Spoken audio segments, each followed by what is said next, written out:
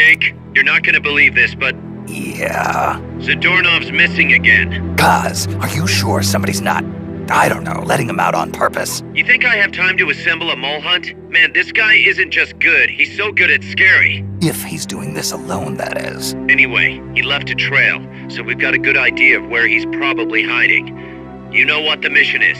Find Zadornov, Snake.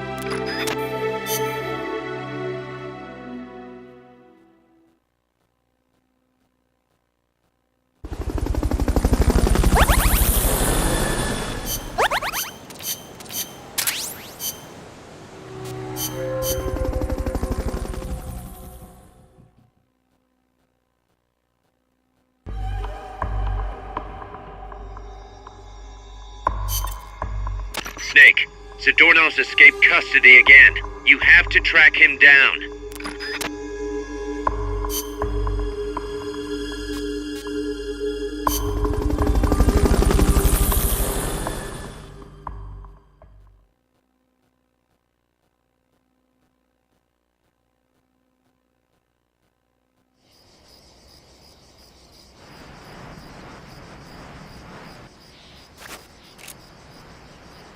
Find Zadornov, Snake.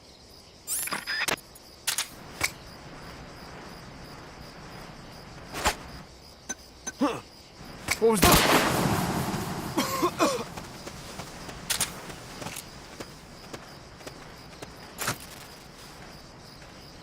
God!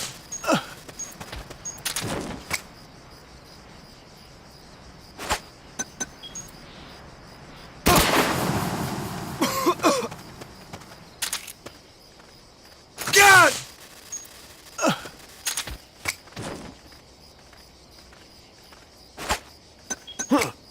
What was that?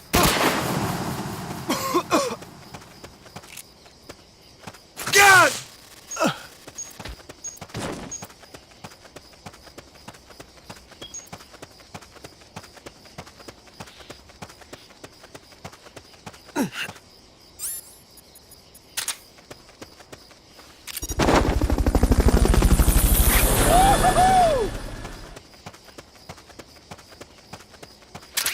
Fulton recovery subject confirmed onboard helicopter. Not this one.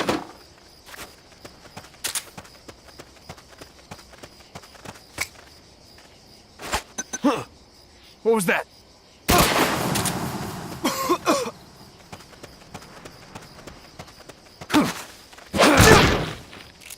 God!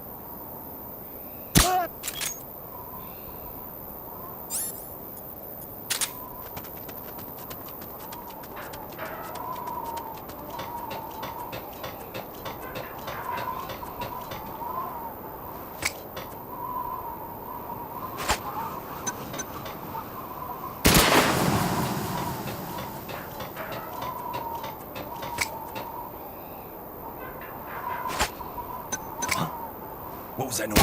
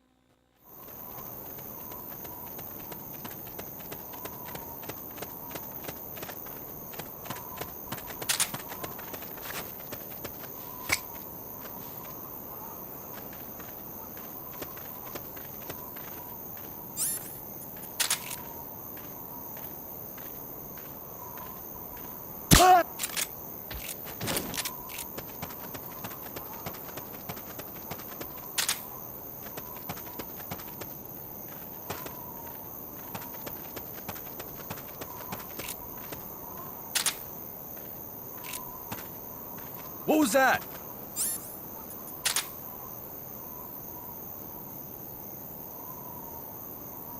I'm seeing things. Huh? What was that noise?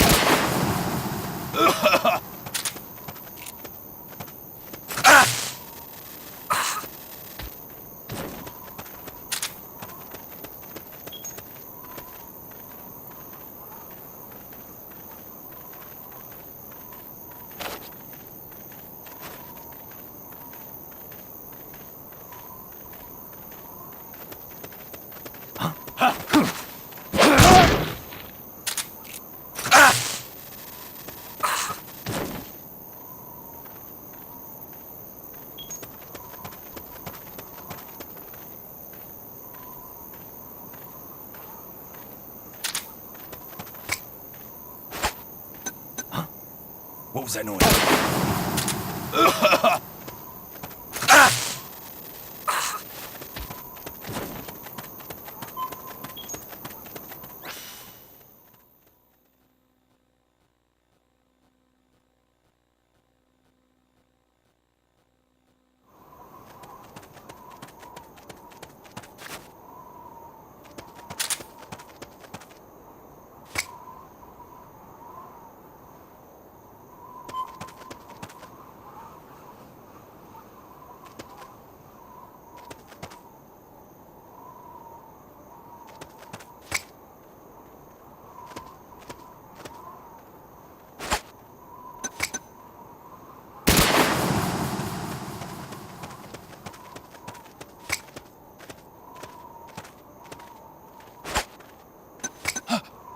I heard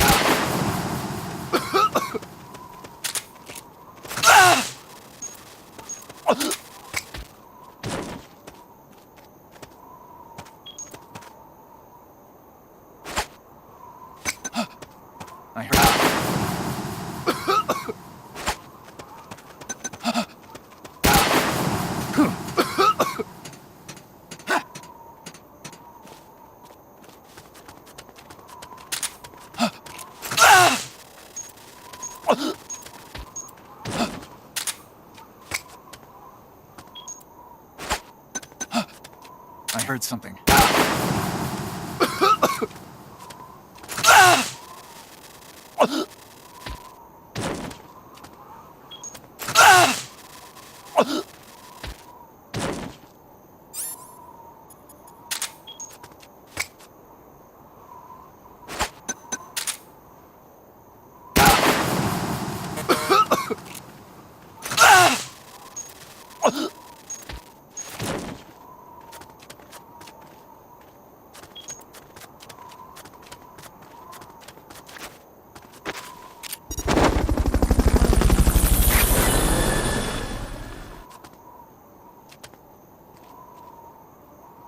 Fulton recovery helicopter is complete.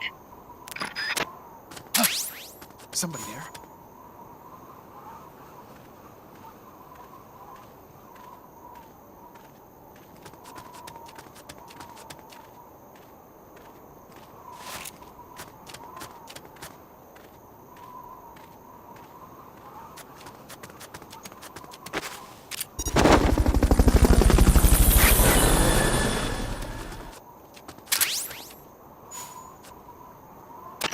Fulton recovery subject confirmed onboard helicopter.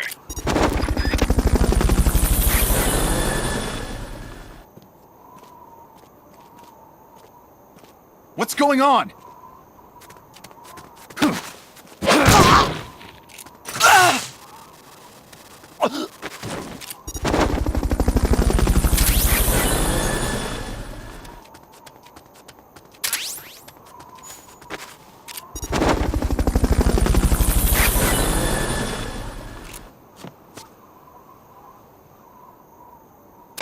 Fulton recovery helicopter is complete.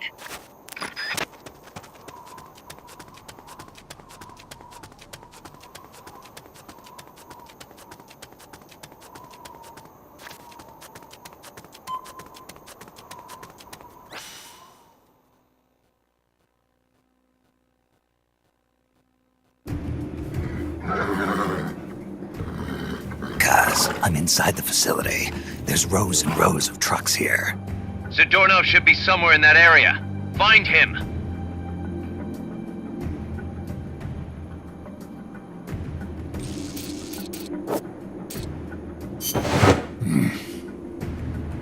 Nothing.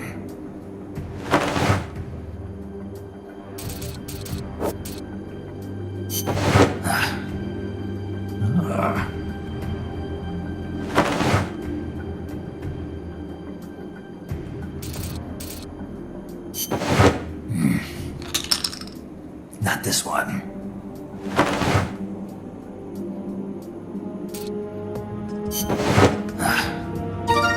Sunlight!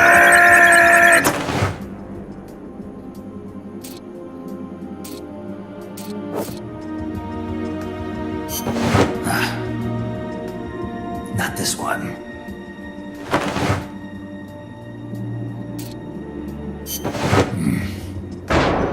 Metal Gear.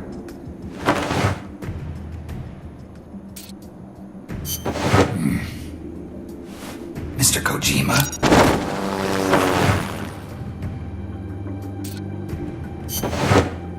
Damn it! You found me.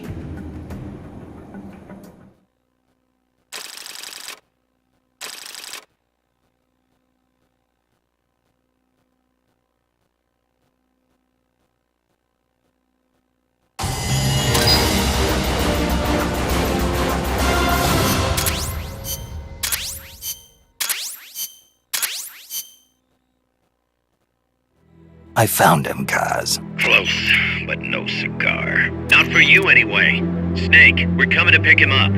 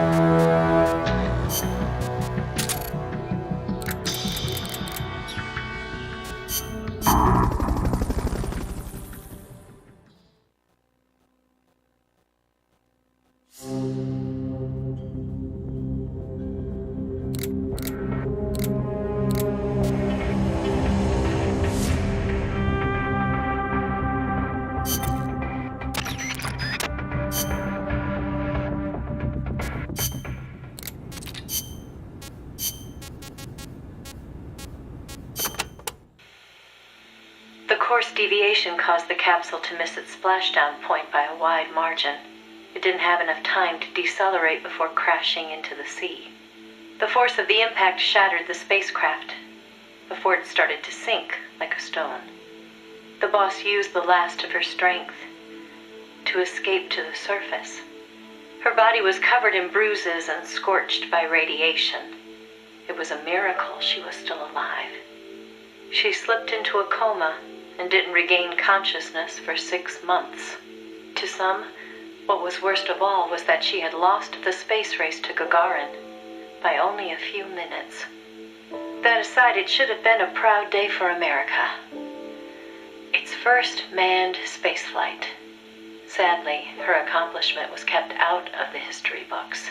An attempt to save face by Washington. In contrast to Gagarin's orbital flight, America had only managed a ballistic trajectory. Her flight time was much shorter, too. And most importantly, the Soviets had brought back both spacecraft and pilot safely. NASA couldn't even conjure up a half-hearted tale of heroic survival. The coup de grace, though, was the Soviet propaganda campaign that kicked into gear after the flight. The Earth was blue. Those were the words of Gagarin on his return, and the whole world was listening. In the blink of an eye, Gagarin was an international celebrity, earning accolades from every corner. It was a PR coup for the Soviet Union. Meanwhile, Washington could only grit its teeth in silence. They decided there was no value in making the boss's flight public, that it would only make matters worse. So they buried it instead, labeling it a dark mission. NASA and the CIA did everything in their power to erase all traces of the boss from Project Mercury. The result was the photo you see before you. Not a bad job, huh? Not only did they expunge her flight from the records, they denied that she ever existed. And that wasn't the end of it. As an alibi, the military claimed she'd taken part in the CIA's botched Bay of Pigs plot to take back Cuba. And when the boss was finally well enough to return to service, they wouldn't take her back.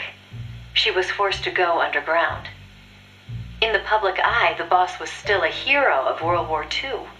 In reality, though, she was anything but that.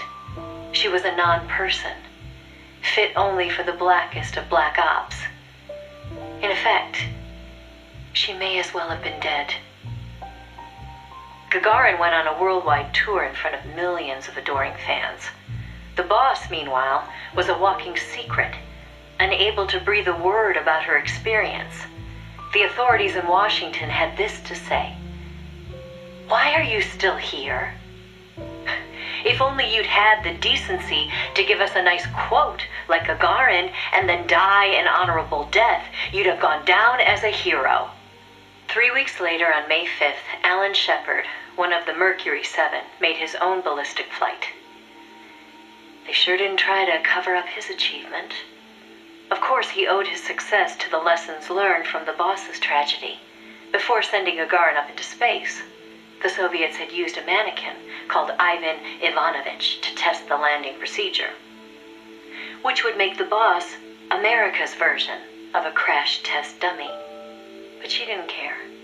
"I'm happy to be the dummy," she said, "if it'll help the project succeed. Nothing would give me greater satisfaction."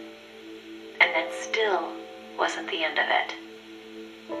The boss had worked through the anti-Moscow faction of the Soviet Union's philosophers to place the sleeper agent, and at some point, the Soviets found out about it. Yet the Americans remained oblivious to the end. Even the philosopher network the boss plugged into never tipped them off to the double cross. That could only mean one of two things. Either the pro-Moscow philosophers had intervened, or the anti-Moscow philosophers had been turned. Either way, it was a situation their American counterparts couldn't stand. To preserve the philosopher's good name, and to repay her debt, so to speak, the boss once again made her way into the Soviet Union. There, she found herself face to face with the Soviets' own agent.